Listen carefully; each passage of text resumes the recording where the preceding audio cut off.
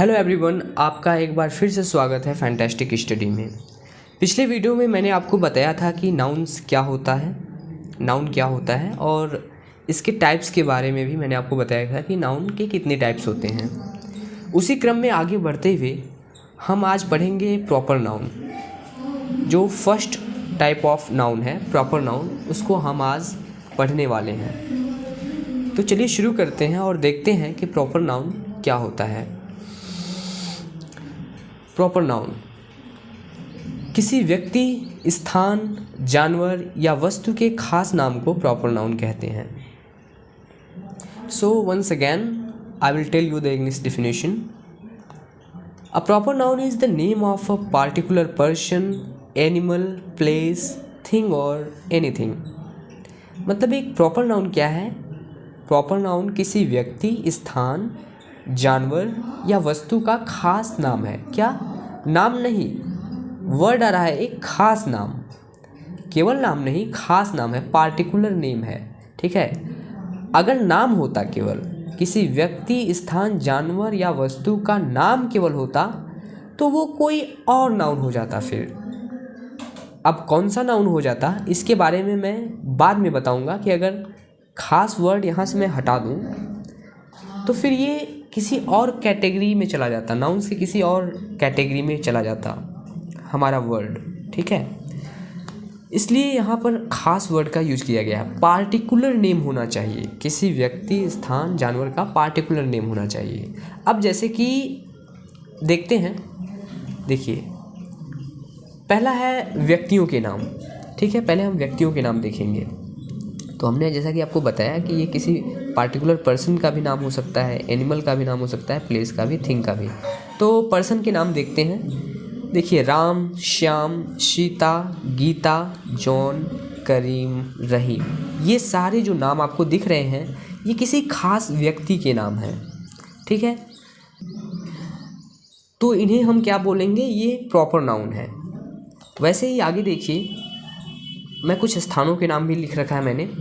कुछ स्थानों के नाम देखिए, पटना, दिल्ली, कोलकाता, एशिया, अफ्रीका, ये कुछ स्थान के नाम हैं। कैसे नाम हैं? ये खास नाम है, किसी स्थान के खास नाम ये हैं।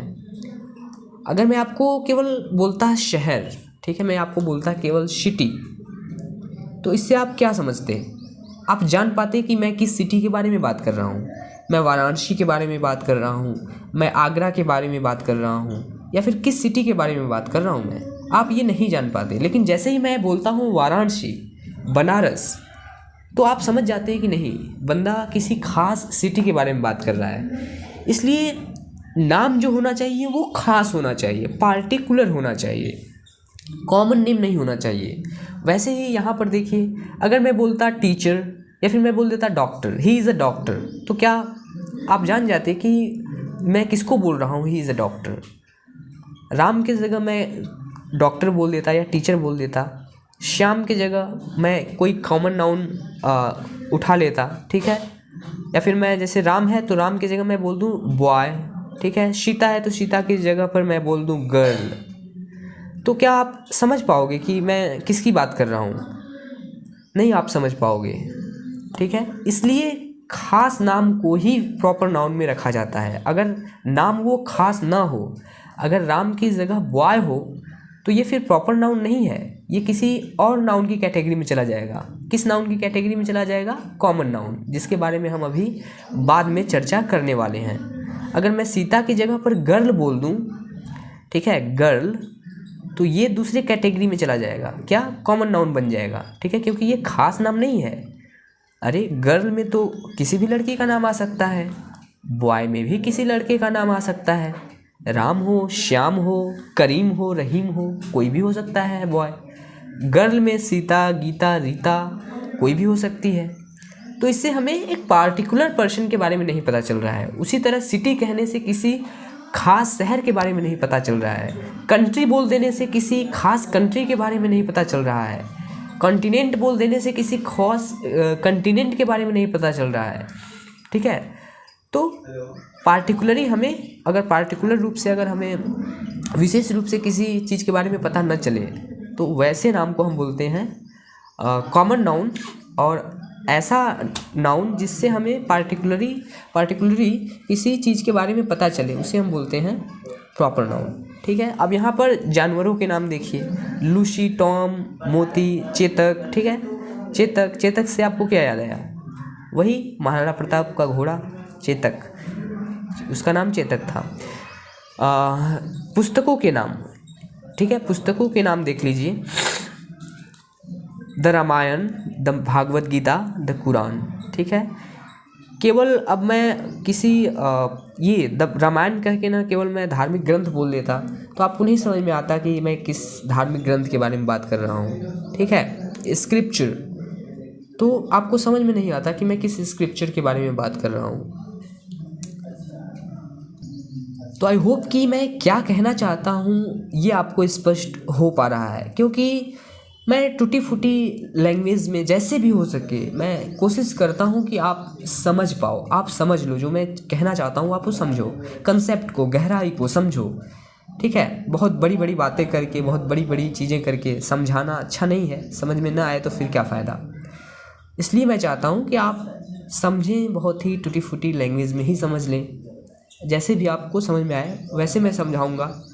आप मुझे बताइएगा कि आप को कैसे समझना है, कैसे मैं समझा सकता हूँ, इसमें आप बताएंगे तभी मैं जान पाऊँगा आपको कहाँ नहीं समझ में आ रहा है, कहाँ समझ में आ रहा है। ठीक है, आगे मैंने कुछ और नाम लिख रखे हैं, जैसे कुछ भाषाओं के नाम हैं, संस्कृत, हिंदी, उर्दू, इंग्लिश, ये सभी खास नाम हैं। जितने भी नाम मैं आपको दे रहा हूँ ये सभी खास नाम हैं, भाषाओं की ये खास नाम है। ठीक है, अब पर्व एवं त्योहारों के खास नाम देखिए, होली, दीपावली, ईद, क्रिसमस। ठीक है, बैसाखी जो बैसाख के दिनों में मनाया जाता है, बैसाखी नॉर्दर्न इंडिया में, ये भी एक पर्व होता है। ठीक है, और इसके बाद ये देखिए दिनों और महीनों के नाम देखिए, संडे, मंडे, जनवरी। अगर मैं केवल मंथ बोल देता तो शायद समझ में ना आता आपको किस महीने के बारे में मैं बात कर रहा हूँ, लेकिन मैं जैसे ही जनवरी बोलूँगा, फरवरी बोलूँगा तो आपको ये समझ में आ जाएगा कि नहीं मैं किसी पार्टिकुलर मंथ के बारे में बात कर रहा हूँ।